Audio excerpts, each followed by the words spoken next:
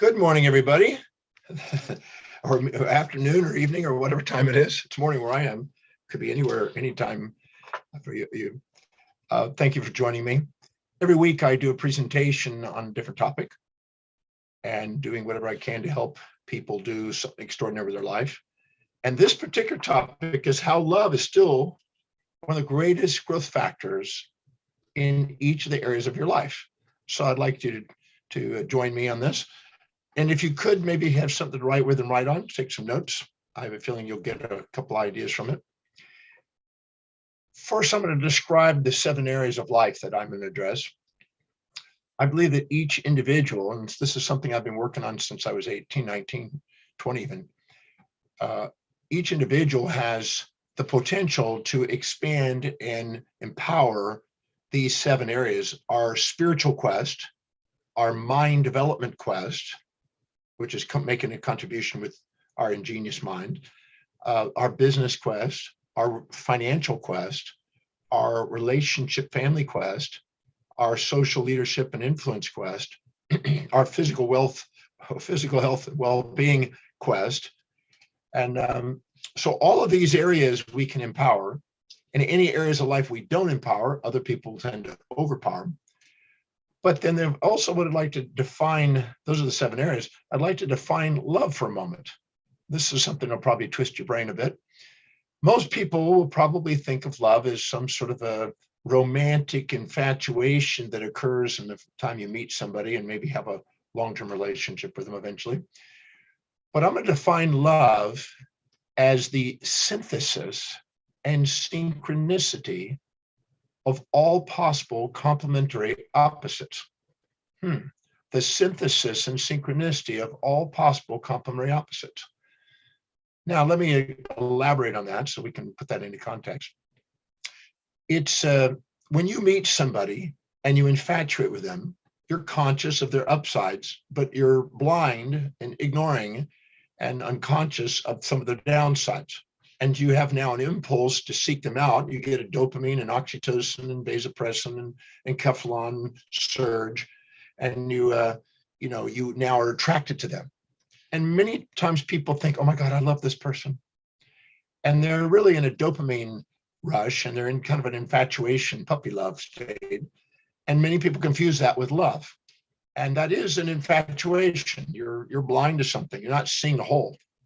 And that some people have even said, ignorantly, in my opinion, that love is blind. I don't believe love is blind. I think infatuation is blind, confused with love. We also have times when we resent somebody and want to avoid them, and we now have an instinct to avoid them, withdraw from them.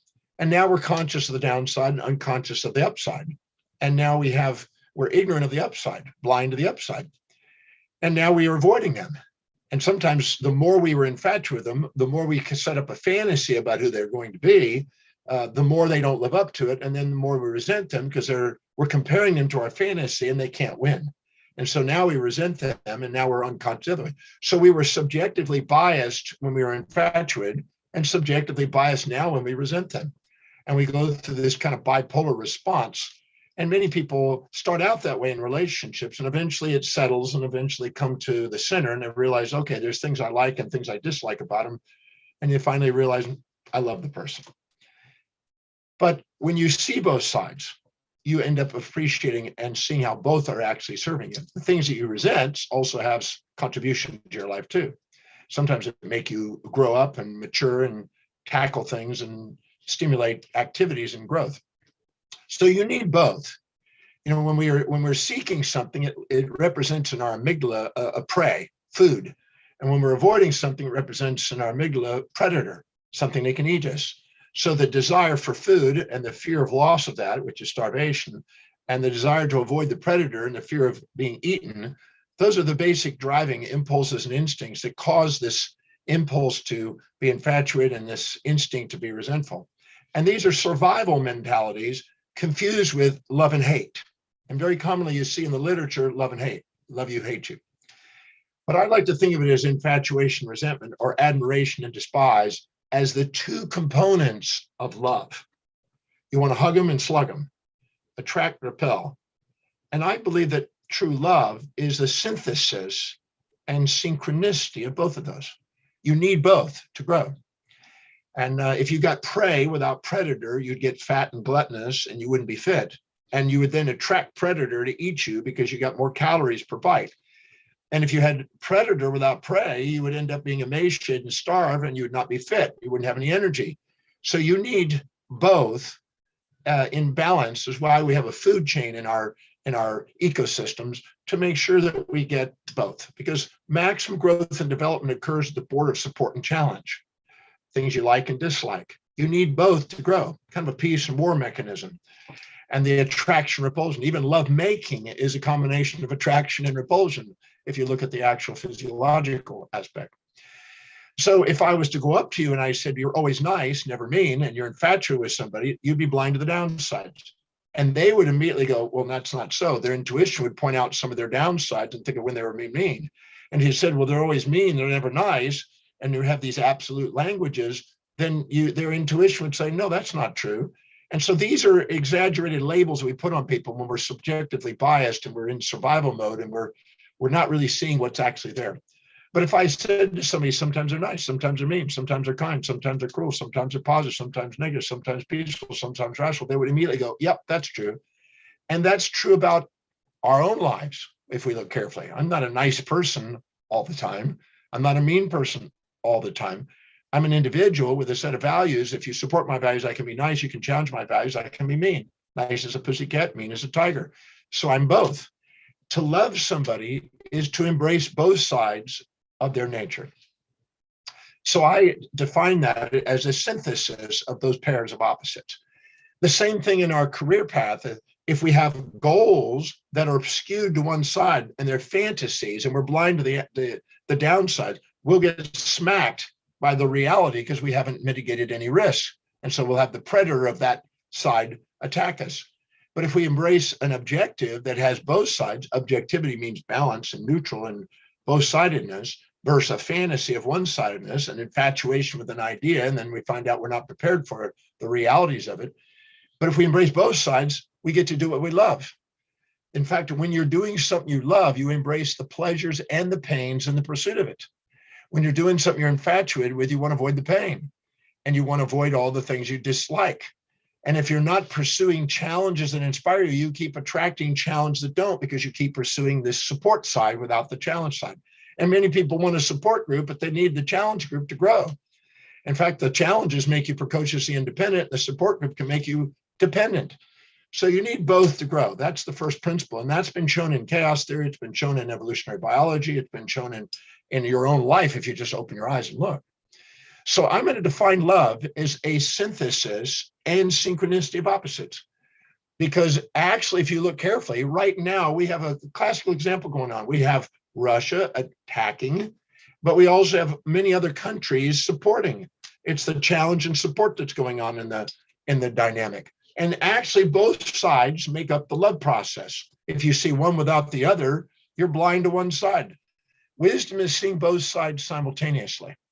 Wilhelm Wundt, the father of modern psychology, along with William James, those two are kind of the fathers of it.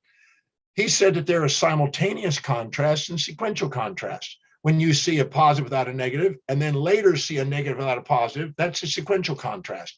When you see simultaneous contrast, both at the same time, you're poised, you're present, you're literally in the center and unreactive. You're not in your amygdala, you automatically go into the executive function where you have self-governance, self-mastery. And that's what leads to the very topic today. When you actually embrace both sides of life simultaneous and are poised and present, you don't react to the external world, you act upon what inspires you from within.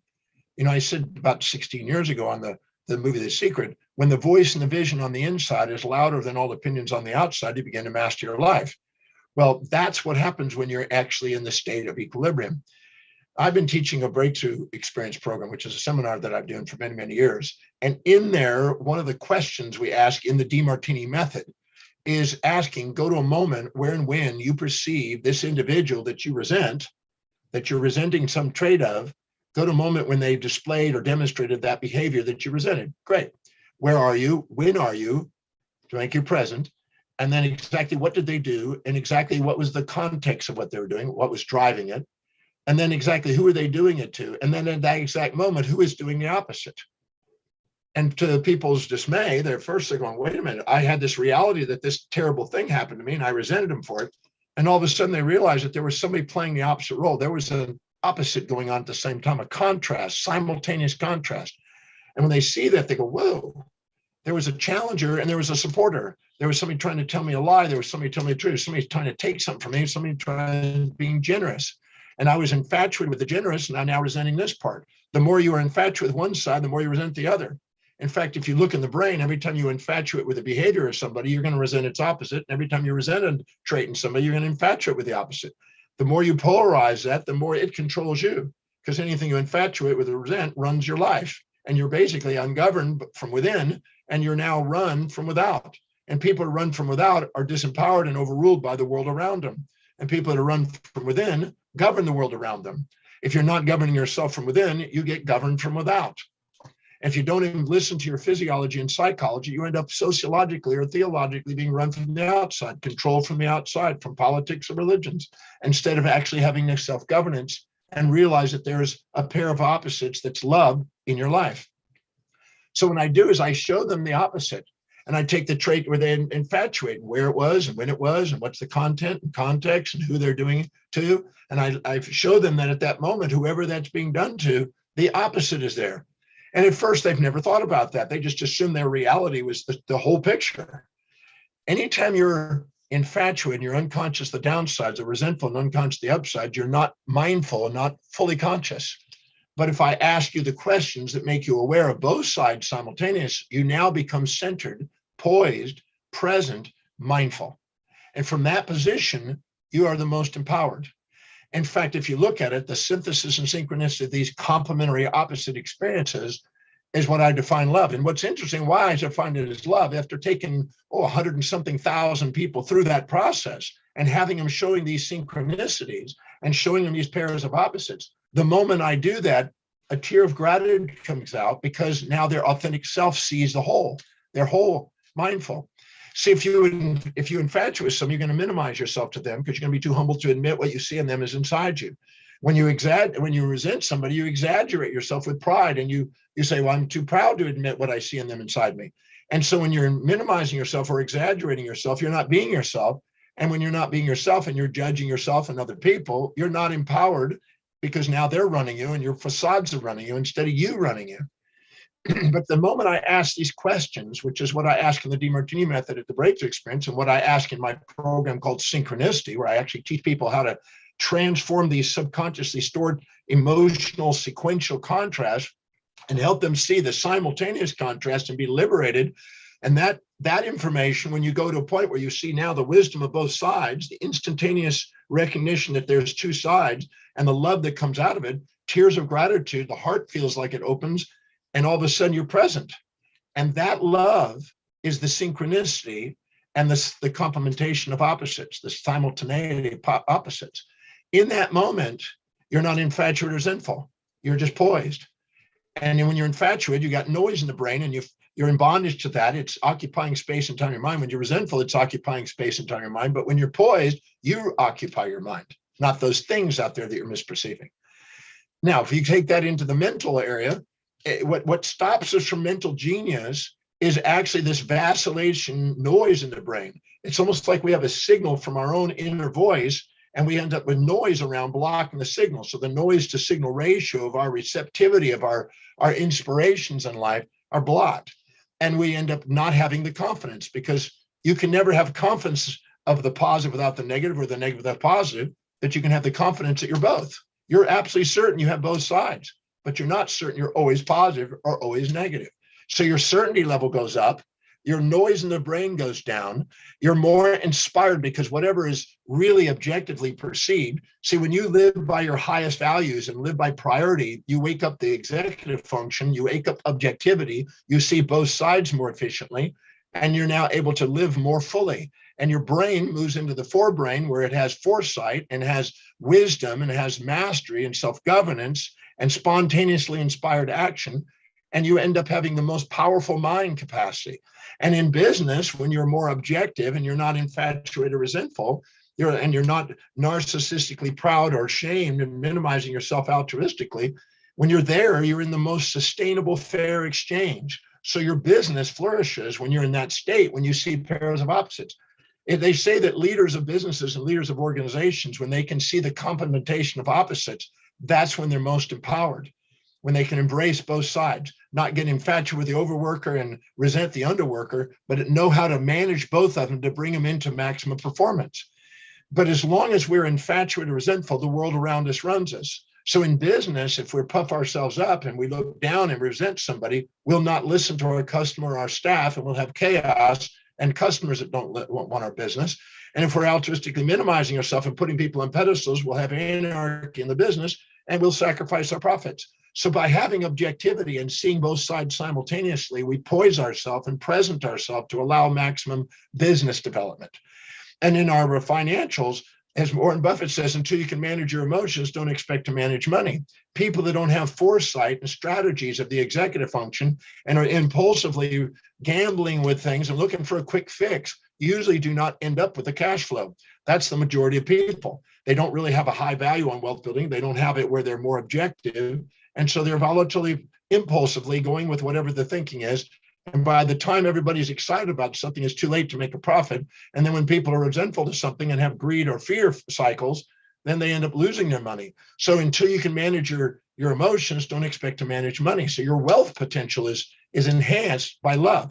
Love's the synthesis synchronous of opposites, where you're poised and present, as I said. The same thing in relationship. If you're infatuated with them, you're going to sacrifice for them until you eventually resent that. And if you're resenting them, you're going to sacrifice them until they resent that.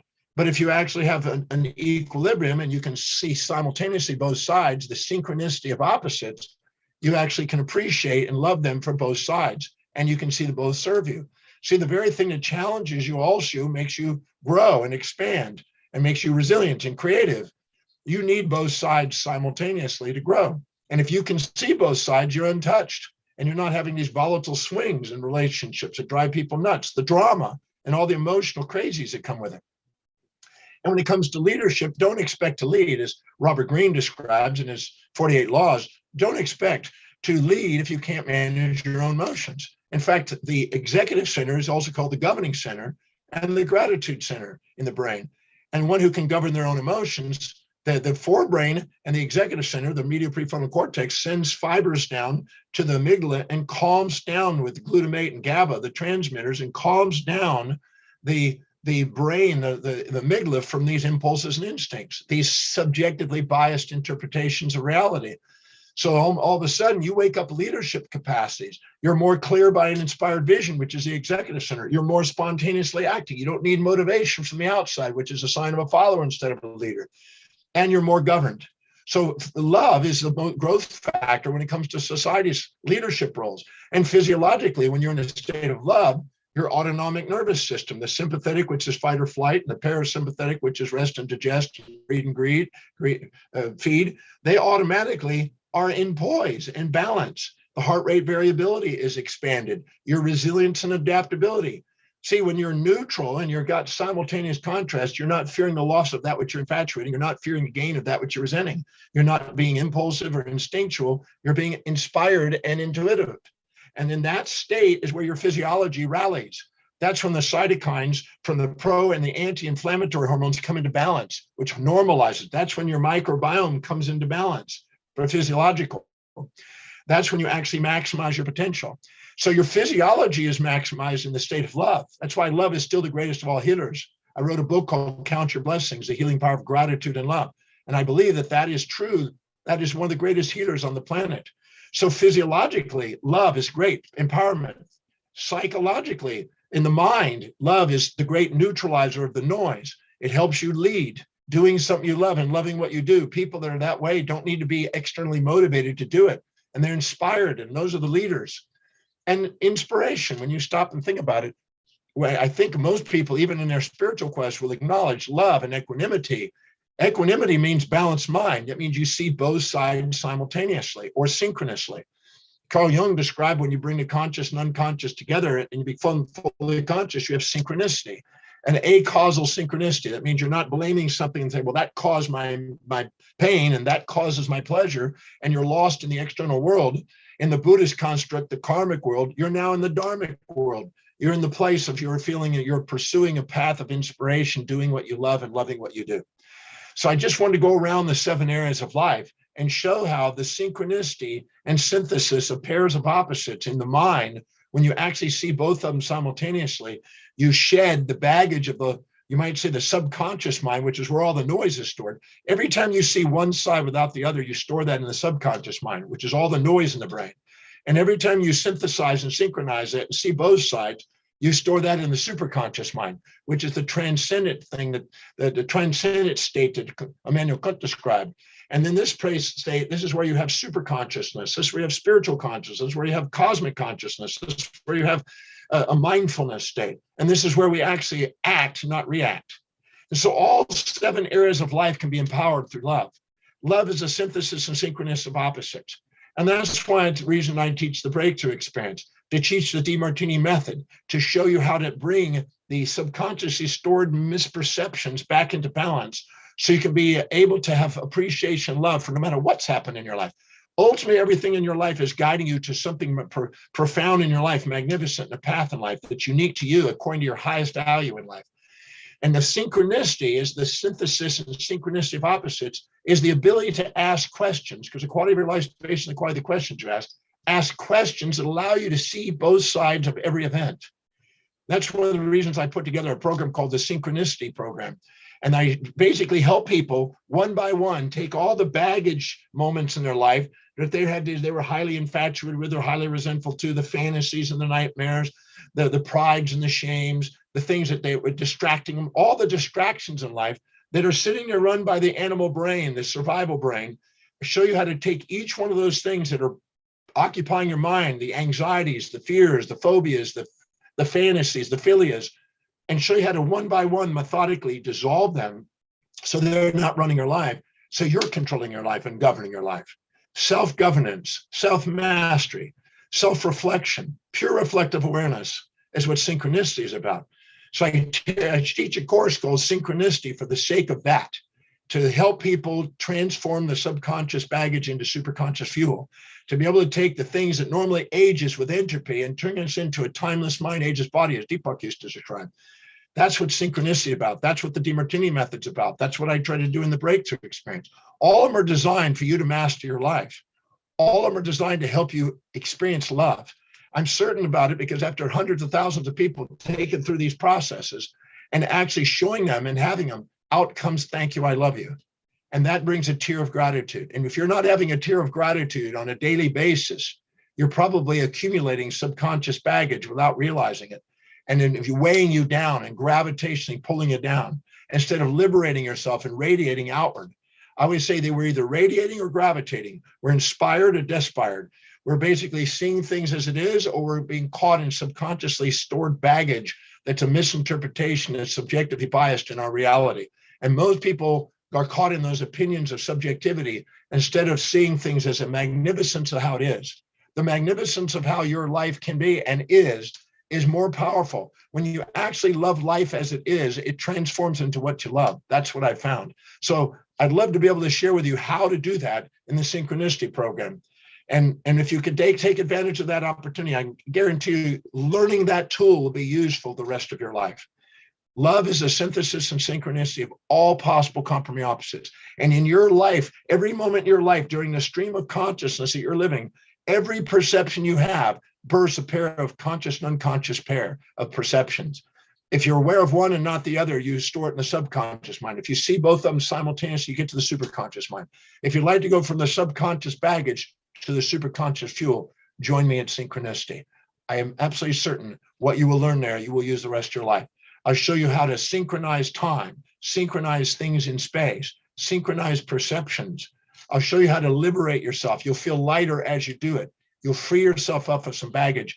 And a lot of your resentments and infatuations that are running you from the outside will become integrated. An integrated brain is empowered brain. And love, that's why love is still the greatest growth factor in all 7 areas of life. And synchronicity and synthesis of opposites is what I call love. I just want to share with you that this little message this morning. I ran a few minutes over, but I just think it's an important principle that we can live by, and it's something that once you experience it, you can't turn back.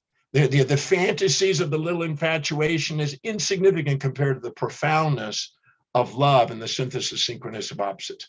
So join me at synchronicity. Let me show you how to synthesize pairs of opposites, be poised and present and empowered in your life, in all areas of your life.